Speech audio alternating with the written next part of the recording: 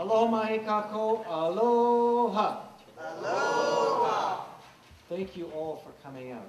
I know on a Tuesday night you've got many things to do, but you also want to know what are your legislators up to. Tonight, Sam Sloan and I and a number of members of the community are going to give you an update and have a lot of Q&A and a lot of what's going on with these important issues that are on the top of your mind. One of the most important things about the kids is their schools. And what we've got, or what we had, was a pending closure of Kamilonui and Koko Head.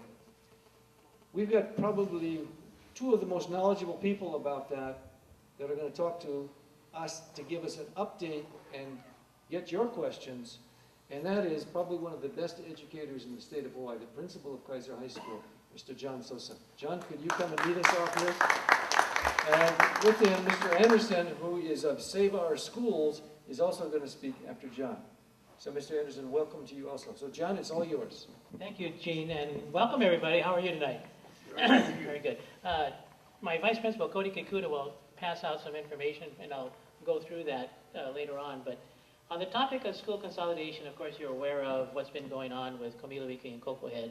And the board launched into a consolidation study for the Hawaii Kai schools, and they identified Koko Head and Kamilonui as two schools that were not up to capacity, therefore considered for closure. So we went through this whole process with the board. This actually started in June of last year when this consolidation study started going on. So they have this whole process that they go through. And it culminated with a public hearing that we had, do you remember the date of that? September 16th. Yeah, September 16th, which there was about 400 community people that showed up and testified against the consolidation.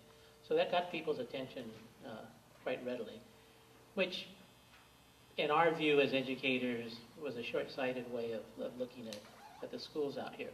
And they heard it from the parents, they heard it from community members.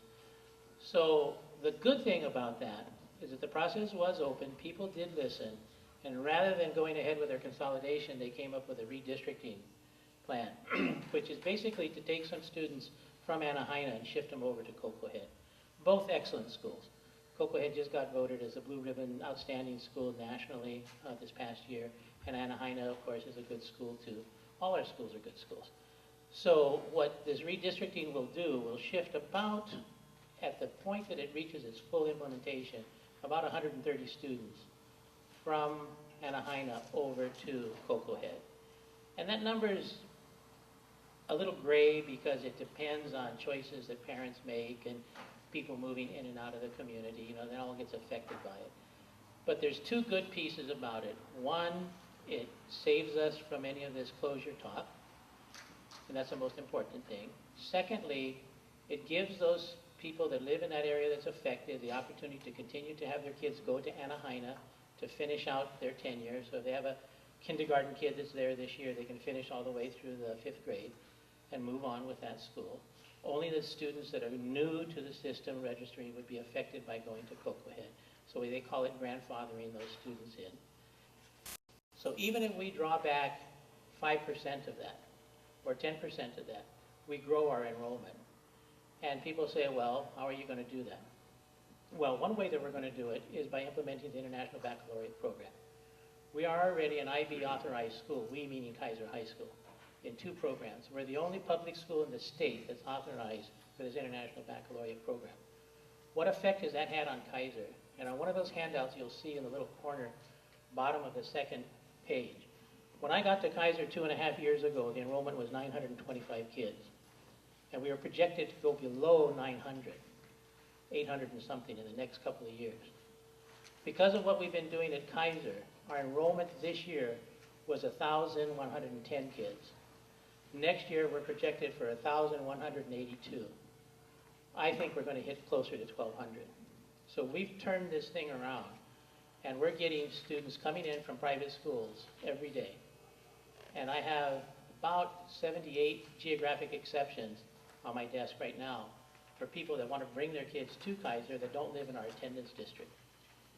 And a lot of the kids that are coming in before the IB are students that are coming from Mid-Pac, St. Francis, St. Louis, Punahou, Iolani, we're getting kids back. It's not just, of course, the economy adds into this too, because, you know, why should I pay 16, 18, 19,000 to educate my kid if I can get a quality education in my local high school?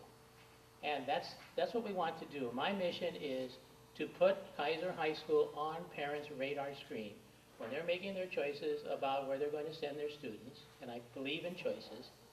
They should know that they can get a good, high-quality education at Kaiser High School, and we're one of those choices. If they don't choose us, we're not a private school. I never want to be a private school. We're a public school. I believe deeply in public schools. But I think that if we work hard, we can provide a very good quality education for parents so that they can make that choice. Whether or not they want to go to a private school or come to Kaiser, that's a choice that they have. But we no longer are the school that they send their kids to once they make a decision on whether or not they want to take one of those other options. They have to consider us because we're good enough and we can provide quality enough to compete and be there in providing a quality education. So that's just one of the things that we're doing. And I'll stop there because I want to get back to the consolidation. So why don't you come on up and help us? Because this gentleman was really prominent in giving the public testimony, so I'll let you take it from there. Thank you, Principal Sosa. My name is Robby Anderson, and I'm a member of Save Hawaii Kai Schools. You can take a look at our website, savehawaiiKaiSchools.org. We put that website up during the heat of the consolidation battle, which was in December. And the contention that the parents of this organization, which include the parent-teacher organizations from this school, Camilla Leake and Cocoa Head, where my daughter is a student, the contention was that if the purpose of consolidation was to save money, then they needed to take a much closer look, that is the Department of Education as well as the Board of Education, at whether or not actual savings would be realized. And it was our position that it would not be. Then you take a look at the fact that you're closing award-winning schools in order to save money. Not much, but there would be some money saved. But as Principal Sosa pointed out, this is an area that is growing in students, not in the other direction. So what would happen is if you close one of the 3 elementary schools, you would immediately find the 2 remaining schools at or near capacity. And based on the growth projections, within 24 to 36 months, have to reopen one of the schools that you just closed at great cost. So if the purpose of consolidation is to save money, there aren't a lot of savings there. So in addition to not saving money, you'd also be sacrificing an award-winning school. It didn't make a lot of sense. So we banded together, we created the website, we waved signs, we met with the Department of Education, we met with Representative Ward, and he's been very supportive. In fact, Senator Slom was also at the consolidation meeting in the middle of December, voicing his support against consolidation. So where we're at now, and Principal Sosa has been very, he's given you a lot of information about the status of where we're at with consolidation, and I'll let him finish up regarding Calvin Nomiyama, the complex area supervisor, and what is pending for him right now.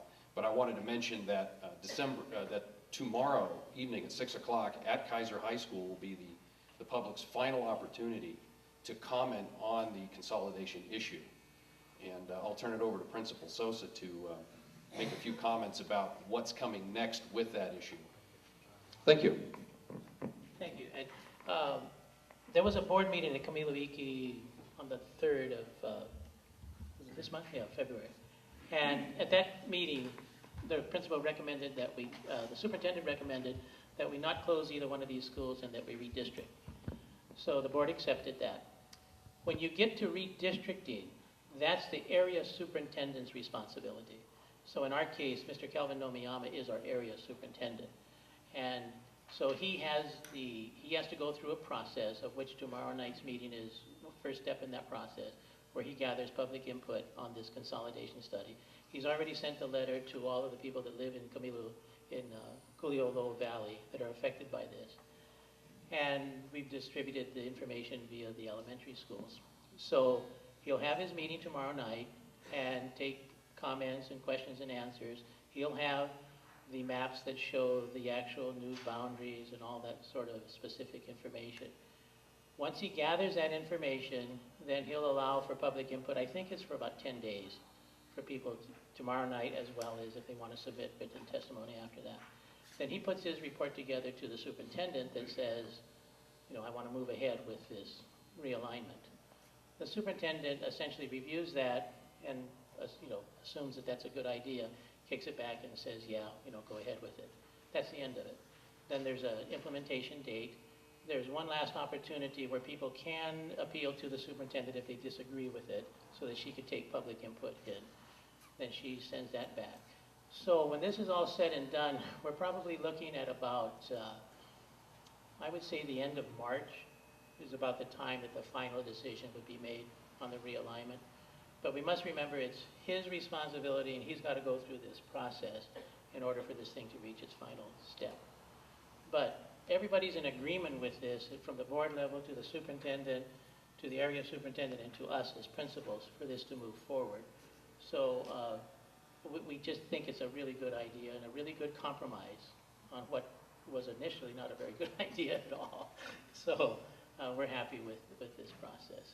And I do want to commend the parents and the PTSAs and the SCCs from all of the schools in our neighborhood, because through their voices, people paid attention.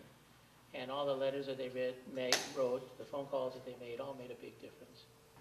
Having said that about our students, what's another part of our community that's very important, that's under a threat right now? And we're going to move right into that report.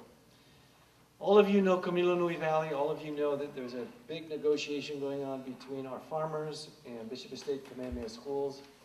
And we have the chief farmer with us today. We have one of those who has given her life and her family to development of agriculture in Hawaii Kai, and that is, please join me in welcoming Judy Nii. Judy? Thank you, Gene. Like Principal Sosa, I really thank the community, because we may only have a few farmers waving on the highway, but because of your support, I think that's why we're at this stage now. We're still in negotiations with Kamehameha schools. We are still far apart.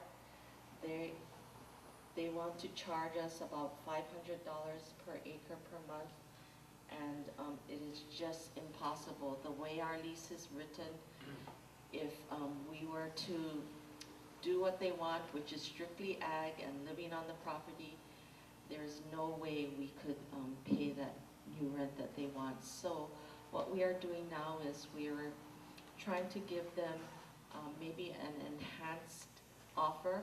We have the amount that we are able to pay them in lease rent, and we want to offer them certain other things like the beautification projects in the valley, stewardship of the watershed, and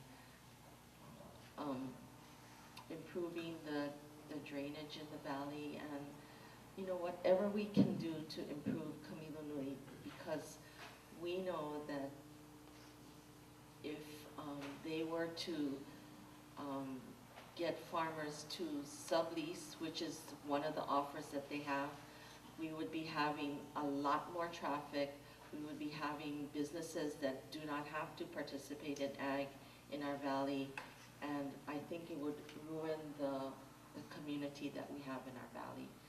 But I just want to say thank you for all your support.